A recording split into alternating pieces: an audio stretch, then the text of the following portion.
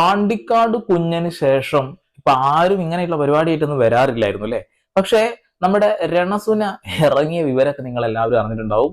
500 രൂപക്കാണ് അവര് 10-30 ലക്ഷം രൂപ വില വരുന്ന ഒരു വീടും കുറെ കാറുകളും ബൈക്കും അതും ഇതൊക്കെ പറ്റി വാരിക്കോരി കൊടുക്കുന്നത്.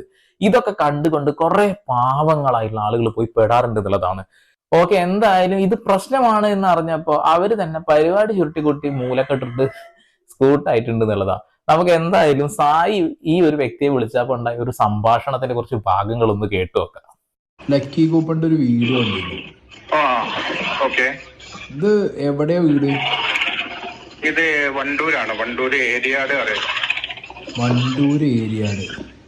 അവിടെയാണ് നമ്മളെ ഈ വീടുള്ളത്. അവിടെയാണ്. അല്ല, ഇത് നിങ്ങള് കൊടുക്കാൻ കാരണം? നമ്മള് ഇതിപ്പോ നിങ്ങളോട് പേഴ്സണലായിട്ട് പറയുകയാണെങ്കിൽ ലോൺ ഉണ്ട്. അപ്പൊ നമ്മളൊരു കസിന്റെ വീടാണത്. അപ്പൊ